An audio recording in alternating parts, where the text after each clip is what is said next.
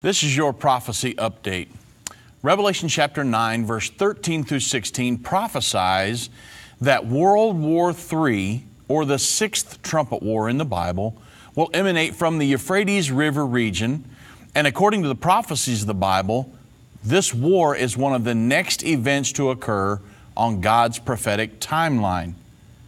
Well, WWIII reports that Syrian Hezbollah troops have crossed the Euphrates into the east.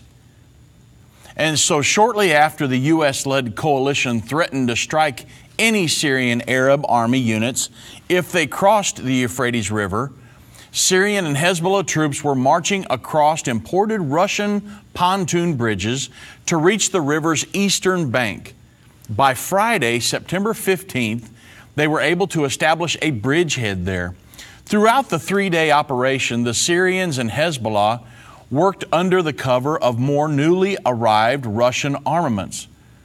The day the MiG-29s arrived in Syria, British Major General Rupert Jones, Deputy Commander-in-Chief of the U.S.-led coalition in Syria, threatened to strike any units of the SAA if they crossed the Euphrates River. The crossing operation, as well as deepening Russians' military involvement in Syria and Hezbollah offensives, is a major boost for Iran's objectives, with grave strategic implications for the U.S. and Israel. Number one, for the Trump administration, it trampled the principle that Presidents Barack Obama and Vladimir Putin established in December of 2015, i.e. for the eastern Syrian across the Euphrates to be assigned to the American military control, and the West was to be controlled by the Russians. Well, now Syria and the Russians have crossed into the eastern zone. It also established on the east bank of the Euphrates Syrian and Hezbollah troops that are in position to go forward for the operation to capture the Syrian-Iraqi border town of Abu Kamal from ISIS. They have, moreover, opened the way to link up with Iraqi population mobilization units, the PMU, a surrogate of Iran's Revolutionary Guards. 3, WWII's military sources report that the PMU units are already heading for this rendezvous on the Iraqi-Syrian border. Now, this is on the eastern side of the Euphrates River, which the United States is supposed to be controlling.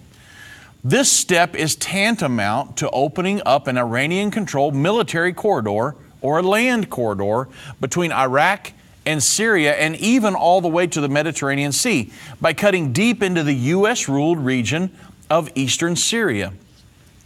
As recently as Thursday night, September 14th, just a few days ago, President Donald Trump declared that we're not going to stand for what they, or Iran, are doing.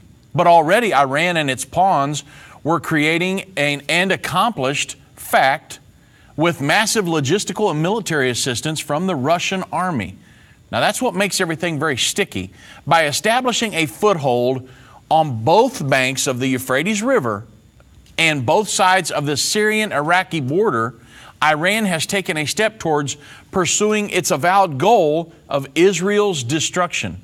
Now, you have to understand that the United States and Russia control 90% of the world's nuclear arsenal, and both of them are fighting along the Euphrates River, the banks of the Euphrates River, as we speak. Only time will tell if this will escalate into the sixth trumpet war prophesied in Revelation chapter 9, verse 13 through 16.